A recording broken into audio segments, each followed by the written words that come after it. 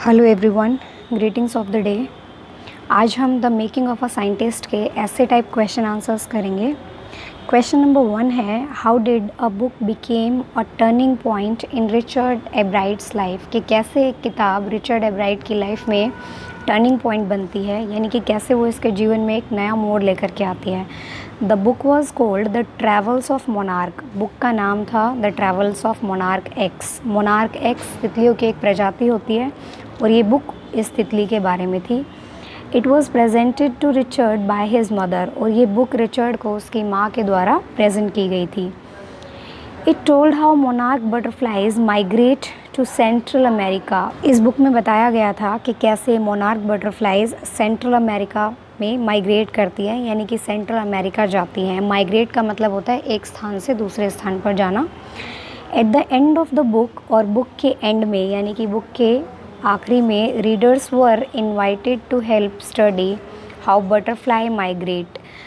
Book के आखिरी में रीडर्स को इनवाइट किया गया था कि वो बटरफ्लाइज़ के माइग्रेशन की स्टडी में हेल्प करे, यानी कि वो ये स्टडी करने में हेल्प करे कि बटरफ्लाइज़ कैसे माइग्रेट करती हैं, कैसे एक जगह से दूसरी जगह पर जाती हैं।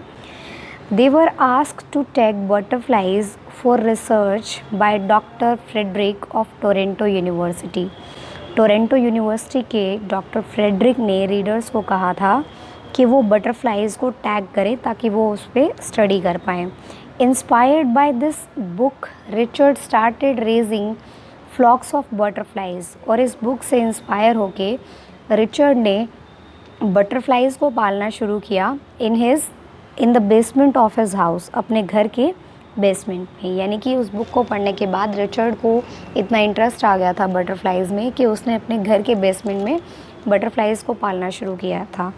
ही watch the tiny gold spots on the monarch pupa. उसने मोनार्क प्यूपा के ऊपर छोटे छोटे गोल्ड स्पॉट्स देखे, यानी कि छोटे छोटे गोल्डन कलर के, सुनहरे रंग के निशान देखे।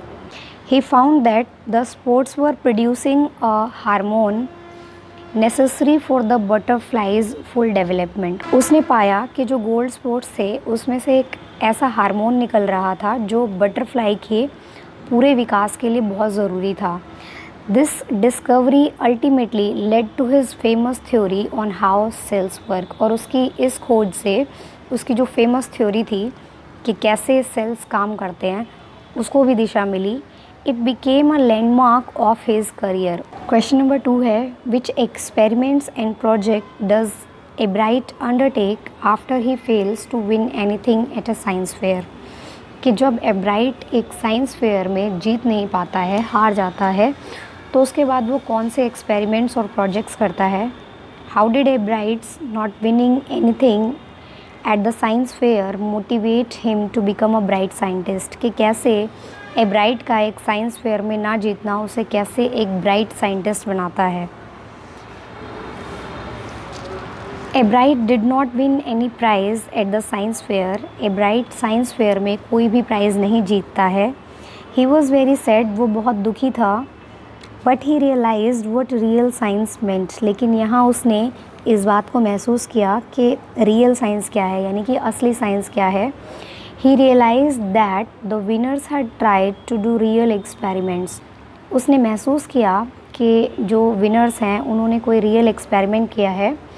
Eight the next year's fair he also tried to do real experiment. और अगले साल के साइंस फेयर में वो भी रियल एक्सपेरिमेंट करने की कोशिश करता है। The subject he was most familiar with was butterflies. और वो जिस सब्जेक्ट से वो सबसे ज़्यादा परिचित था वो थी तितलियाँ। He got many ideas for his experiments from doctor Frederick. और उसने डॉक्टर फ्रेडरिक से भी काफ़ी आइडियाज़ मांगे थे और डॉक्टर फ्रेडरिक ने उसे बहुत सारे आइडियाज़ दिए उसके एक्सपेरिमेंट्स के लिए।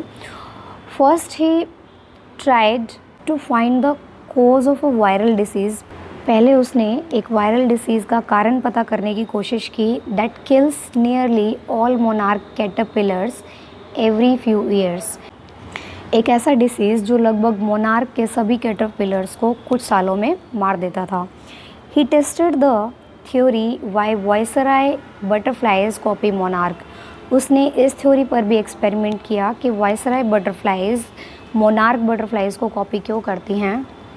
ही tried to find the purpose of 12 tiny gold spots on monarch pupa. उसने मोनार्क प्यूपा के ऊपर जो 12 छोटे छोटे सुनहरे रंग के स्पॉट्स बने हुए थे उनका भी कारण जानने की कोशिश की कि वो क्यों बने हुए हैं। His theory on how cell work was the most important, और उसकी थ्योरी कि सेल कैसे काम करते हैं वो सबसे इम्पॉर्टेंट थ्योरी थी। Ebright won a number of prizes, Ebright ने बहुत सारे प्राइजेस जीते। He became a renowned scientist, और वो एक प्रसिद्ध साइंटिस्ट बना।